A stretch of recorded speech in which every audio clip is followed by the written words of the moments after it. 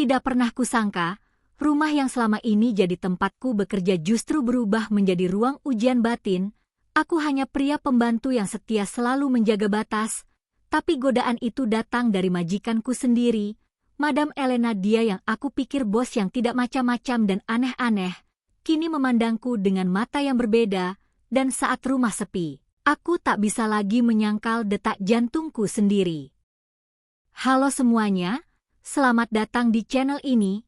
Di sini kita akan berbagi kisah penuh cinta yang terinspirasi dari kisah nyata. Jangan lewatkan setiap cerita yang akan membuat hati kalian terasa lebih mengguncang. Jangan lupa pencet tombol like dan subscribe sekarang juga ya. Mari kita mulai kisahnya. Udara pagi di villa mewah milik Elena Ivanova terasa dingin dan nyaris sunyi, seolah alam pun enggan mengganggu ketenangan bangunan megah berarsitektur klasik Eropa itu. Letaknya strategis, menghadap langsung ke danau yang sering diselimuti kabut tipis saat fajar datang. Villa bercat putih dengan pilar-pilar tinggi itu menyimpan aura elegan sekaligus misterius. Di dapur yang luas dan berlampu redup, Dimas, pemuda berusia 23 tahun asal Indonesia, tengah sibuk membersihkan peralatan makan dari malam sebelumnya. Tangannya cekatan, tapi pikirannya belum sepenuhnya terjaga. Wajahnya masih sedikit sayu, rambutnya sedikit acak-acakan karena bangun terlalu pagi. Suara dentingan sendok dan piring menjadi satu-satunya suara yang terdengar, hingga tiba-tiba langkah kaki bertumit tinggi menghentikan semua gerakannya. Dentuman kecil dari hak sepatu itu bergema pelan di lantai marmer, menciptakan ketegangan mendadak. Dimas langsung menegakkan tubuh, otaknya bekerja cepat mengenali bunyi yang sudah mulai familiar, langkah majikannya. Meski sudah sebulan bekerja di sana, setiap kali Elena muncul tanpa peringatan, ada rasa gugup yang tak bisa ia hindari. Dan pagi ini, sesuatu terasa berbeda. Langkah kaki itu tidak tergesa-gesa, tapi pelan, seperti disengaja. Ada sesuatu yang mengintai dari balik ketenangan pagi itu, sesuatu yang belum Dimas pahami, tapi terasa mendekat perlahan. Dari arah koridor, muncul sosok Elena Ivanova, wanita tinggi semampai berusia 40 tahun, mengenakan gaun tidur satin berwarna perak yang memeluk lekuk tubuhnya dengan anggun dan sensual. Rambut pirangnya dibiarkan terurai, sebagian jatuh ke bahu, sebagian lagi mengarah ke dada, membingkai wajahnya yang putih pucat dan tampak dingin, seperti boneka porselen hidup. Cahaya matahari yang menyusup lewat jendela membuat kilau gaunnya memantul samar, memperkuat auranya yang tak bisa diabaikan. Mata birunya menatap Dimas dengan tajam tapi tersenyum kecil, senyum yang entah kenapa justru membuat pemuda itu semakin gugup. Langkahnya ringan namun penuh kepercayaan diri saat ia masuk ke dapur, lalu berhenti hanya beberapa langkah dari Dimas. "Kau bangun pagi sekali, Dimas," ucapnya pelan dengan suara serak khas orang baru bangun tidur, namun entah mengapa terdengar seperti bisikan yang disengaja. Suaranya bergema lembut di ruang dapur yang sepi. Dimas hanya bisa mengangguk pelan, lidahnya seakan keluh. Elena bukan wanita biasa. Ada aura mengintimidasi yang membungkus setiap geraknya, tapi juga magnet yang sulit ditolak. Setiap kemunculannya selalu membawa suasana baru yang mengacaukan fokus Dimas tanpa ia sadari. Dimas menunduk dalam gerakan sopan, berusaha menyembunyikan wajah yang mulai memerah. Jantungnya berdetak keras dan cepat, seperti genderang perang dalam dada. Bukan hanya karena kaget dengan kehadiran Elena, tapi karena caranya melihat, seolah mata biru itu bisa menelanjangi isi pikirannya. Sejak awal bekerja di villa tersebut, Dimas memang merasa Elena agak berbeda dari majikan lainnya. Seringkali wanita itu muncul tiba-tiba saat Dimas sedang bekerja sendiri, menatapnya lama-lama, atau berdiri terlalu dekat saat memberi perintah. Tapi hari ini, ada yang lebih. Sesuatu dalam sorot matanya, dalam intonasi suaranya, terasa lebih dalam, lebih menggoda. "Saya biasa bangun jam 5, Madam," jawab Dimas, berusaha tenang meski suaranya sedikit bergetar. Ia menatap lantai, tidak berani mengangkat pandangan. Di negara asalnya, ia dibesarkan untuk menghormati majikan, terlebih wanita. Tapi Elena tak seperti perempuan-perempuan yang ia kenal. Ia tidak berbicara dengan batasan, tidak berperilaku formal. Wanita itu seperti sedang bermain-main dengannya. Dan permainan ini, tanpa Dimas sadari, sudah mulai masuk ke dalam pikirannya, perlahan namun pasti. Elena tidak langsung menjawab. Ia hanya tersenyum samar dan melangkah lebih dekat. Kini jaraknya dengan Dimas tinggal sejengkal. Aroma parfumnya langsung menyergap, wangi bunga mawar dan sedikit aroma kayu manis yang memabukkan. Dimas menahan napas saat Elena mengangkat tangan putihnya yang panjang dan ramping, lalu mengambil gelas dari meja dapur. Namun dalam gerakan itu, jari-jarinya sengaja menyentuh tangan Dimas yang masih memegang lap piring. Sentuhan itu hanya sepersekian detik, tapi cukup untuk membuat seluruh tubuh Dimas menegang. Ia membeku. Ada sensasi aneh yang menjalar dari ujung jarinya hingga ke tengkuk. Jantungnya berdetak lebih keras, telinganya mendengar suara degupan sendiri. Elena pura-pura tidak menyadari sentuhan itu, padahal ekspresi wajahnya berkata lain. Ia meneguk air dengan perlahan, lalu memandang Dimas dengan tatapan yang tidak lagi bisa disalahartikan. Bukan lagi sekadar tatapan majikan pada pekerja, tapi lebih mirip penilaian seorang wanita pada seorang pria. Dimas mundur setengah langkah, mencoba menciptakan jarak. Tapi ruang dapur itu terasa semakin sempit, seperti menjebaknya dalam ruang yang dikendalikan sepenuhnya oleh Elena. Kau masih muda sekali, Dimas. Di usia segitu, kau pasti punya banyak tenaga, ya? Ucap Elena sambil tertawa kecil, suaranya ringan tapi syarat makna tersembunyi. Dimas nyaris tersedak udara sendiri. Kalimat itu tidak terdengar seperti pujian biasa, melainkan pertanyaan licik yang bisa menjebaknya jika ia salah menjawab. Ia hanya mengangguk pelan, berusaha tetap sopan, padahal dalam dirinya ada pertempuran antara rasa takut dan penasaran. Ia tahu kalimat Elena mengandung godaan, dan godaan itu mulai mengikis kewaspadaannya. Ia tak bisa menyangkal bahwa tubuhnya merespons, rasa hangat menyebar, tangannya berkeringat, dan dadanya sesak menahan sesuatu yang tak bisa ia ungkapkan. Elena tersenyum, menyadari betapa mudahnya ia membaca reaksi pria muda itu. Ia melangkah menjauh beberapa langkah, seolah memberi ruang, tapi tetap dalam jangkauan pengaruhnya. Aku suka orang yang rajin dan kuat, tambahnya sebelum berbalik perlahan menuju lorong.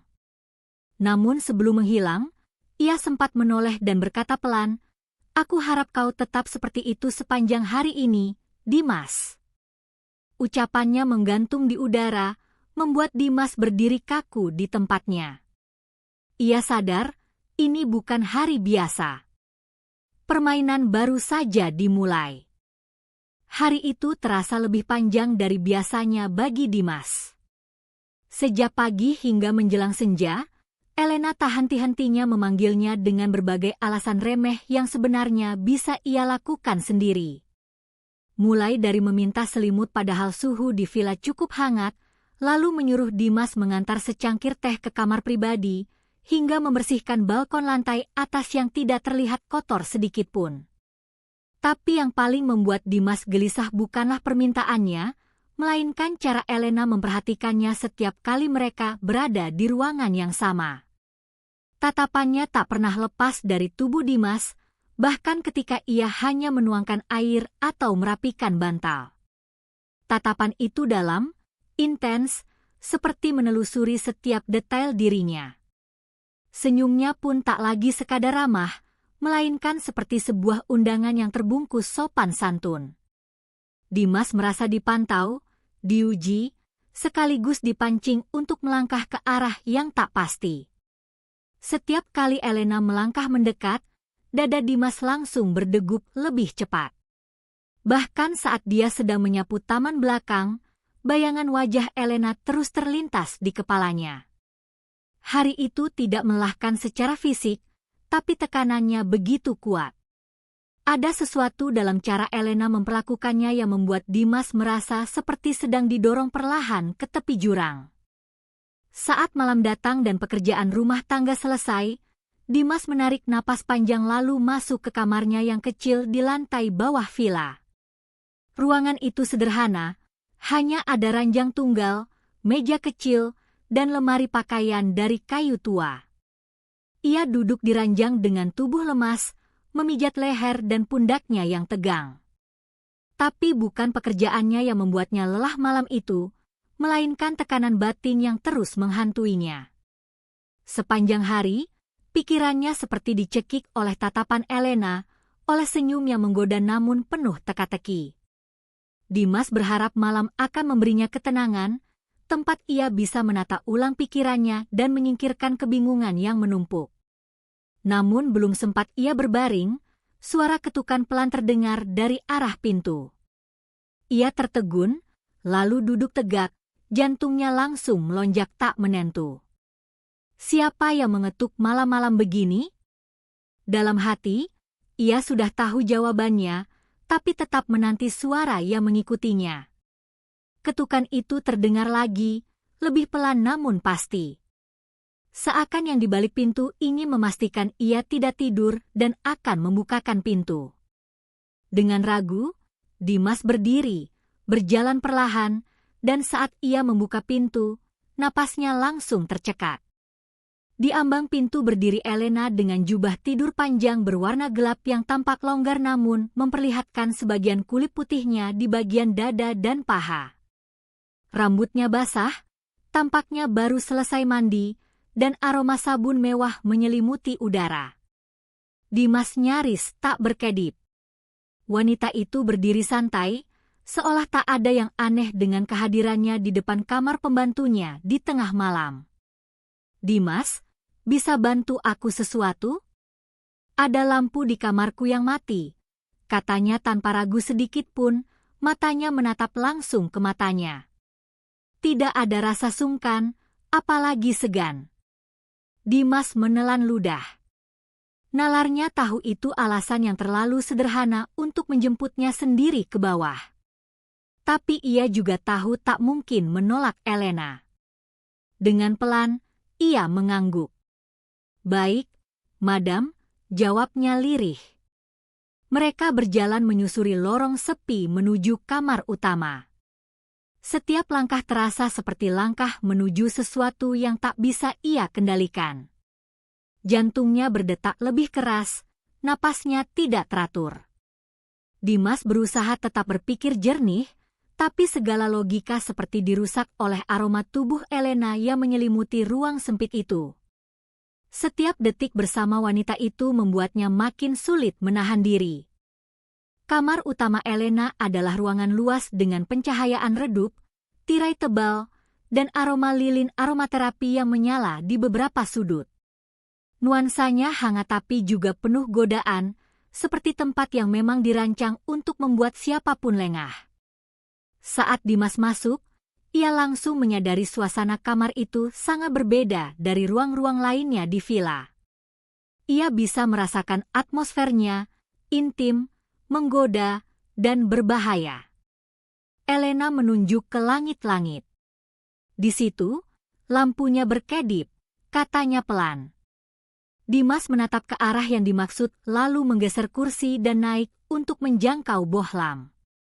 Tangannya bekerja cepat, tapi pikirannya kacau. Di bawah sana, Elena berdiri memperhatikannya tanpa kata. Tatapannya seakan tak berpaling sedikit pun dari tubuh Dimas yang berdiri tinggi di atasnya. Ketika Dimas akhirnya turun dari kursi, ia merasa tubuh Elena hanya sejengkal dari miliknya. Begitu dekat hingga ia bisa merasakan napasnya. Udara kamar jadi berat. Sunyi. Tapi bukan sunyi yang damai, melainkan sunyi yang penuh tekanan, seperti sebelum badai besar. Dimas menunduk, berusaha menghindari tatapan Elena, tapi wanita itu tidak bergerak mundur. Seolah menunggu sesuatu darinya. Begitu kedua kakinya menyentuh lantai, Dimas langsung menyadari bahwa Elena tidak bergeser sama sekali. Bahkan sekarang wajah mereka hanya terpaut beberapa sentimeter. Nafas wanita itu terasa di lehernya, hangat, lembut, namun membuat bulu kuduk berdiri.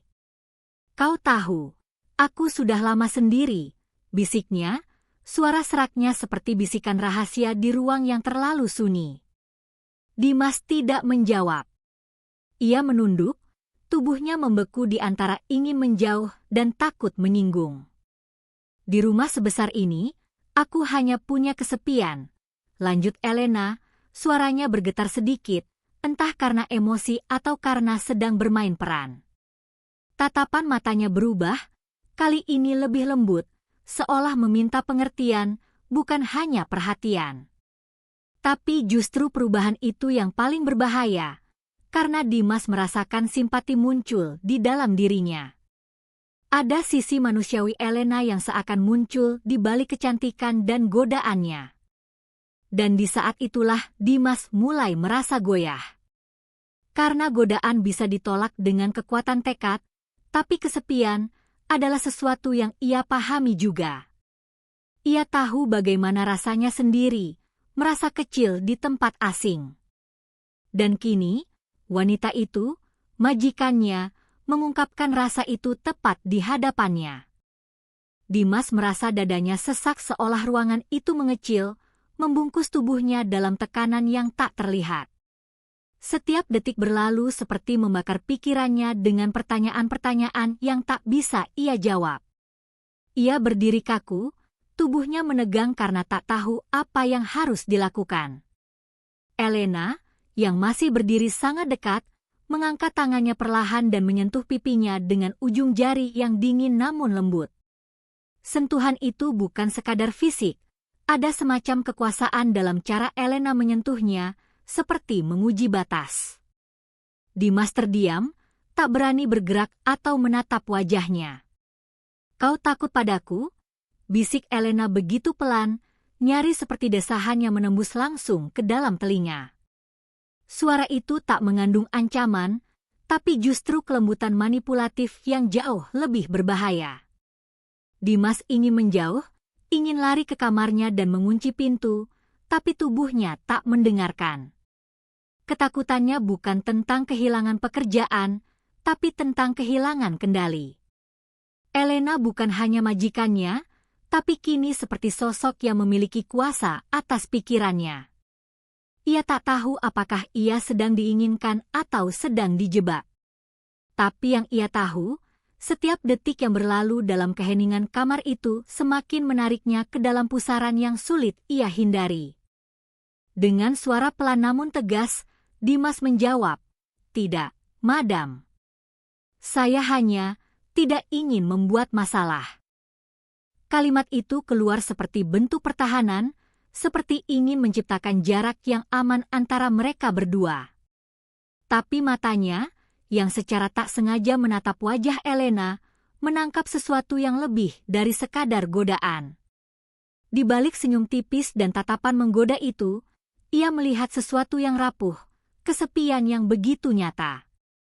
Mata biru itu, yang sebelumnya tajam dan mengintimidasi, kini tampak seolah meminta pengertian.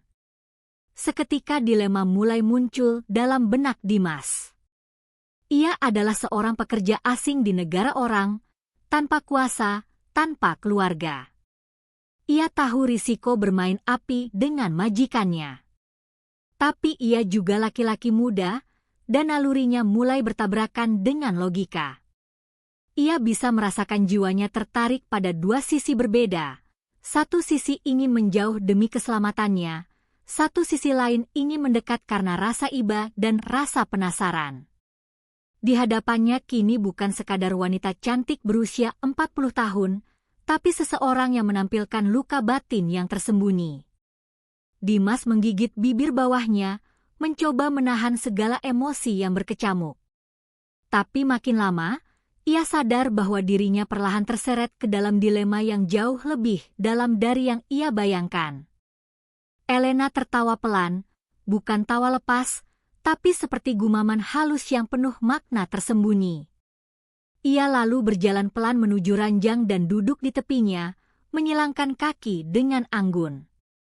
Gaun tidurnya tersingkap sedikit, memperlihatkan paha putih mulus yang tak berusaha ia tutupi. Matanya menatap Dimas tajam, lalu ia berkata dengan nada santai, "Kau tahu, Dimas, aku bisa memecatmu kapan saja." Kalimat itu meluncur seperti ancaman halus, tapi kemudian ia menambahkan, "Tapi aku tidak ingin melakukannya kalau kau membuatku senang." Kata-kata itu menggantung di udara, menciptakan ruang kosong yang penuh tekanan. Dimas terpaku. Ia bukan orang bodoh. Ia mengerti betul maksud kalimat itu. Ini bukan lagi permainan teka-teki. Elena telah menunjukkan kartu pertamanya, dan sekarang bola ada di tangannya. Ia bisa saja pergi, melapor, atau hanya diam dan pura-pura tak terjadi apa-apa.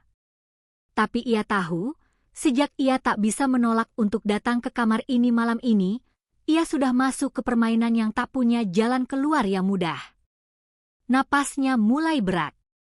Ia tahu satu keputusan bisa mengubah semuanya, karirnya, hidupnya, bahkan harga dirinya. Tapi tatapan Elena tak memberinya ruang untuk berpikir terlalu lama. Dimas berdiri di tempatnya, otaknya memerintahkan kaki untuk bergerak menjauh, tapi tubuhnya tak bereaksi. Ada sesuatu dalam cara Elena duduk, dalam sorot matanya, yang seperti menariknya lebih dalam ke dalam ruang yang seharusnya ia hindari. Tiba-tiba, Elena menepuk pelan tempat kosong di sebelahnya di ranjang, memberi isyarat agar Dimas duduk. Ia tidak mengatakan apa-apa lagi, hanya memberi tatapan penuh makna, tajam, menunggu, menuntut. Dimas menatap tempat kosong itu, lalu kembali ke wajah Elena. "Kau bisa memilih," ucap Elena akhirnya, "untuk jadi sekadar pembantu, atau lebih dari itu."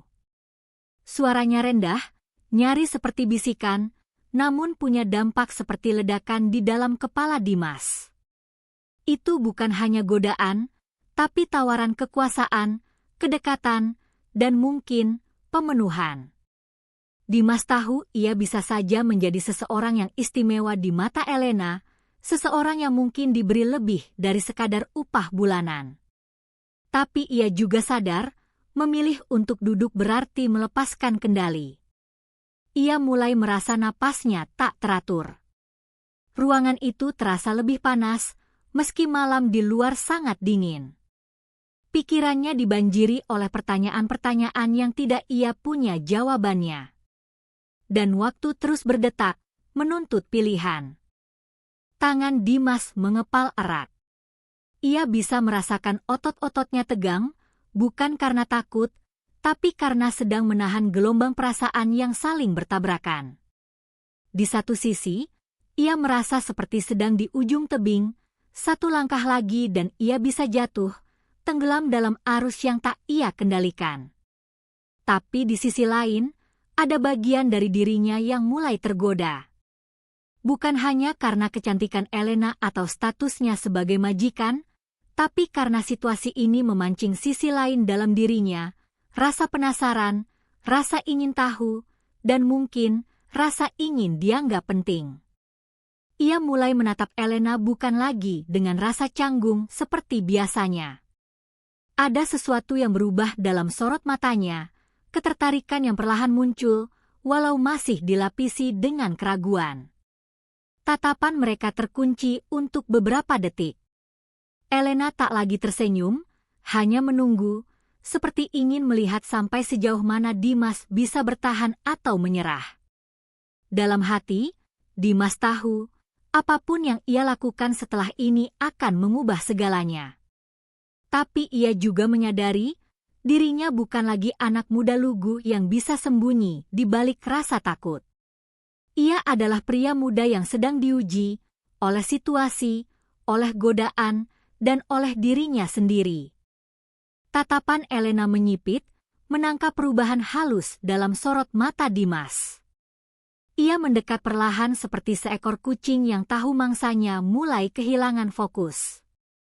Saat ia hanya berjarak beberapa sentimeter dari wajah Dimas, ia membisikkan kata-kata yang mengandung racun manis. Aku bisa memberimu kehidupan yang kau impikan, Dimas. Suaranya begitu lembut, nyaris seperti lagu pengantar tidur. Uang, kebebasan, bahkan visa permanen. Kau bisa tinggal di Eropa tanpa perlu jadi bayangan siapapun lagi. Tapi di balik tawaran menggiurkan itu, Dimas bisa merasakan tekanan yang luar biasa. Elena melanjutkan, tapi kau harus berani. Kalimat itu terdengar seperti tantangan, atau bahkan ancaman yang dibungkus dalam sutra. Tak ada paksaan langsung, namun jelas Elena meletakkan kuasa dalam permainan ini. Dimas tahu tawaran itu bukan omong kosong. Elena punya koneksi, pengaruh, dan harta yang bisa mengubah nasibnya dalam semalam. Tapi ia juga tahu, semua itu punya harga. Dan harga yang harus ia bayar mungkin bukan sekadar tubuh, tapi kebebasan, integritas, bahkan jiwanya sendiri. Saat Elena menatapnya lekat-lekat, Dimas merasa seolah dirinya sedang berdiri di depan meja judi, diminta meletakkan seluruh masa depannya sebagai taruhan. Dimas menarik napas dalam-dalam, mencoba menenangkan detak jantungnya yang mulai tak beraturan. Ia menatap lantai kayu kamar itu, lalu ke arah pintu yang masih terbuka sedikit, tempat Elena masuk beberapa menit lalu. Kata-kata wanita itu terus terngiang di kepalanya seperti bisikan setan. Aku bisa memberimu kehidupan yang kau impikan. Dimas tak bodoh. Ia tahu tawaran itu bukan semata-mata karena Elena kesepian atau jatuh cinta. Di balik setiap janji manis, ada agenda tersembunyi. Ia hanyalah seorang pembantu muda dari Indonesia yang tidak punya kuasa, dan kini ditawari kekayaan serta status oleh seorang wanita berpengaruh. Tapi pada saat yang sama, ia merasa seperti sedang dijerat oleh kekuatan yang lebih besar dari dirinya. Bukan hanya kuasa fisik atau materi, tapi permainan psikologis yang licin dan tak bisa ditebak arahnya. Ia berdiri di persimpangan yang mengerikan, antara menjadi boneka dalam dunia Elena, atau kembali ke kehidupannya yang miskin dan tanpa jaminan masa depan. Pilihan itu menyakitkan karena tak ada yang benar-benar aman. Dan Dimas mulai menyadari, apapun keputusan yang ia ambil, dirinya tidak akan pernah menjadi orang yang sama lagi. Keheningan kamar pecah ketika Elena tiba-tiba mendekat dan mencium pipi Dimas dengan perlahan. Sentuhannya begitu halus, namun meninggalkan jejak panas seperti luka bakar. Dimas membeku, tubuhnya tak mampu bergerak ketika bibir wanita itu menyentuh kulitnya, lalu menjauh dengan elegan. Tatapan Elena masih menusuk, tapi kini ada senyum misterius di wajahnya. Pikirkan malam ini baik-baik, Dimas, katanya pelan, suaranya nyaris seperti nyanyian yang penuh racun. Besok pagi aku ingin tahu jawabanmu. Ia tak menunggu balasan, hanya membalikkan tubuh dan berjalan keluar kamar dengan langkah tenang dan anggun, membiarkan aroma parfumnya tertinggal di udara, melingkari Dimas seperti kabut. Pintu kamar tertutup perlahan, mengunci keheningan yang menggantung. Dimas tak bisa langsung bergerak. Pikirannya kacau, dadanya sesak, dan tengkuknya masih terasa hangat akibat ciuman singkat tadi. Semua ini terasa seperti mimpi buruk yang dikemas dalam kemewahan. Ia tahu malam ini ia tak akan bisa tidur. Kepalanya akan terus dipenuhi bayangan wanita itu, tatapannya, bisikannya, dan janji-janji yang tak bisa begitu saja diabaikan. Tapi yang paling menyiksa adalah, jauh di dalam dirinya, ada bagian kecil yang mulai bertanya, bagaimana jika aku menerimanya? Dimas duduk lama di tepi ranjang, diam seperti patung yang kehilangan arah.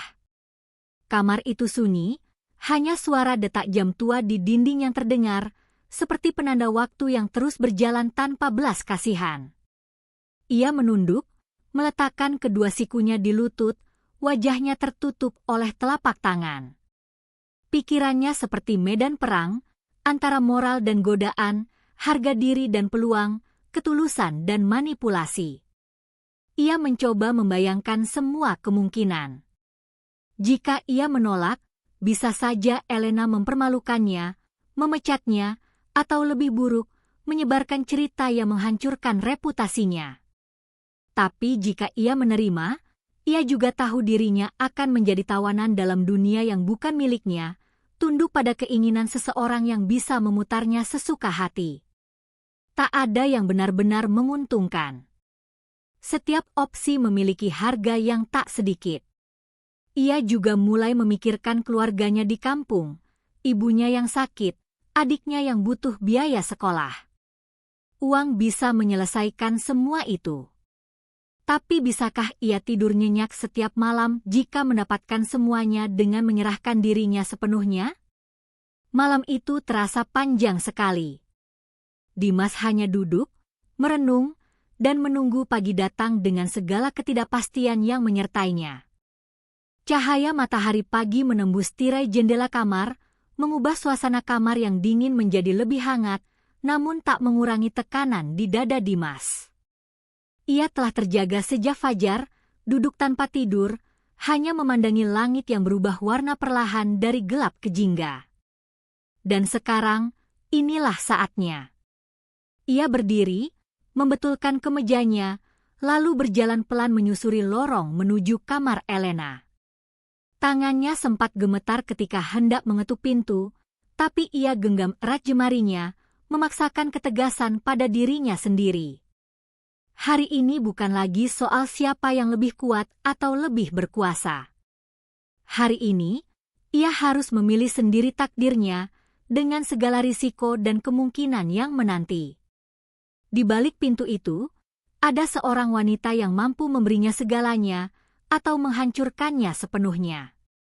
Tapi di balik dadanya, ada suara hati yang masih berbisik, mengingatkan nilai-nilai yang selama ini ia pegang. Dimas berdiri diam sejenak, mengambil napas panjang, mencoba menenangkan badai dalam pikirannya. Ketukan itu belum dilakukan. Ia hanya menatap pintu kayu itu, yang kini seperti gerbang menuju dunia baru. Dan saat tangannya mulai terangkat pelan untuk mengetuk, waktu seakan berhenti, menunggu jawaban yang akan menentukan segalanya.